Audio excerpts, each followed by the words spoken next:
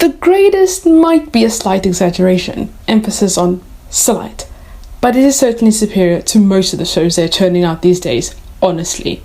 The Expanse is a science fiction television series based on a series of novels by James S.A. Corey. The story is set in a future where humanity has colonized the solar system, leading to political tensions and conflicts among Earth, Mars, and the Belt, which is the outer planets and their moons. So the United Nations holds absolute governmental power. Earth is now a technologically advanced and heavily populated planet. Mars becomes the Martian Congressional Republic, the MCR, which is a militaristic society that has terraformed Mars and seeks independence from Earth. Sound familiar? Anyway, the Belt in the outer planets, their moons, Belters live and work in low-gravity environments, mining resources for the inner planets. They often face exploitation and discrimination. Wonder who that is. And then we have the protomolecule. The protomolecule is a mysterious alien substance. It has the potential to upset the cosmic balance of power in the solar system. It becomes the focal point of the series as different factions vie for control over it. So the story follows a diverse set of characters, including James Holden, a former ice hauler captain, Detective Josephus Miller, a Belter detective, and Christian Avazarala, a UN politician, my favorite character by the way. Watch the show and you'll see why. As well as my beloved brute, Amos Burton, alongside Naomi Nagata and Alex Kamal. I want to probe deeper into these multi-layered characters, but I also don't want to give too much away.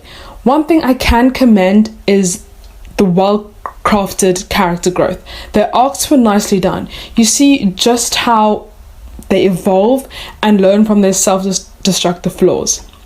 So the political intrigue and conflict. The destruction of the Canterbury exacerbates tensions between Earth, Mars, and the Belt, leading to political maneuvering, espionage, and open conflict. The protomolecule becomes a center factor in these struggles. So the series incorporates elements of mystery and exploration as the characters seek to understand the origins and the purpose of the protomolecule. The storyline involves conspiracy, ancient alien technology, and the potential threat it poses to humanity. So I want to delve deeper into the pilot episode of the infinitely complex series, The Expanse, because with only hindsight did I comprehend the complexity of the first episode. It was the foundation, the pivotal point that turned the cosmic fate of an entire galaxy. Episode 1 begins with Julie Mao, and I never realized how paramount she is. It begins with her locked in a compartment on an ominous spaceship. When she does escape, the audience is already alerted, informed that something terrible has happened when an empty vac suit floats by. Later on, we see the first glimpse of the alien substance protomolecule. We truly see the prevalence of human nature in this series. Even though The Expanse takes place hundreds of years in the future, and with all that is accomplished, mankind clings to its primal faults. Colonization becomes a haunting echo in the expansionism into the outer reaches of space. It becomes a starry gold rush, the same greed-tinged conflict but on an exponential scale. The Belters, even though the wealth of the Belt, the star system, is theirs, they are overworked, exploited, since major parts and ports are controlled by Earth and Mars, whom the Belters refer to as Earthers or Dusters. People no longer see themselves as what they are, human, but whom they belong to. Belters belong to the Belt, Earthers belong to Earth, and Martians belong to Mars. Prejudice has evolved to the stars now, which is something so apt for humanity. Despite the revolutionary evolution in science and technology, mankind cannot affect change where it matters most, so conflicts are propelled by such primal faults. Episode 1 sets the ground for the core of the strife. Belters are tired of having their air and water rationed by the Inners. A series of events dribbles out a foreshadowing of a possible uprising. Characters Naomi Nagata, Alex Kamal, Emma Burton, and James Holden. Without telling us, they show us an inkling of what kind of people these characters are. Christian Avazarala, the UN politician, we see that there's no boundary she wouldn't cross for the welfare of Earth. When she sanctions the torture of a Belter operative, believed to be associated with OPA, which is they believe, a terrorist group. Another example is with our main cast. They all work together on the Canterbury, the Cant, which is a spaceship owned by a Ward's company. Everyone is put in a moral quandary when Alex notifies the captain and the second officer, James Holden, of a mayday. No other ship is in the vicinity but them, so they're like, this is sus. But they're obligated to observe and assist, but it's deemed as pirate bait since the distress call is suspiciously far out of the way.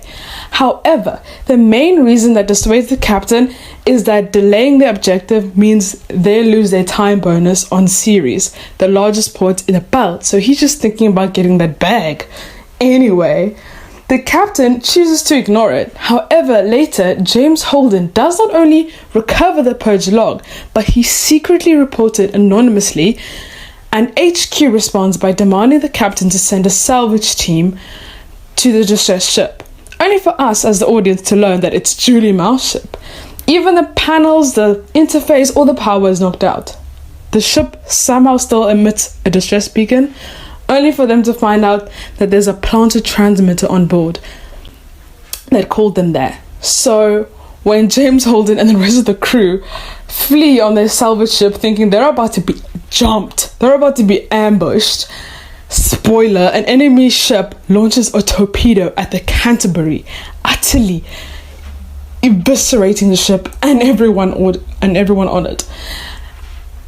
We as the audience watch the story unfold through the lenses of Christian, the UN politician, the belted detective Miller, who's assigned to locate the missing Judy Mao, and James Holden and his diverse crew, who are plunged into this multifaceted conspiracy. What I love is the interconnectedness of events. Even from such an early beginning, we see the web spinning, and how characters that are light years away from one another not only making decisions that impact the other, but the whole solar system as a whole. So, do yourself a favor and check it out on Amazon Prime.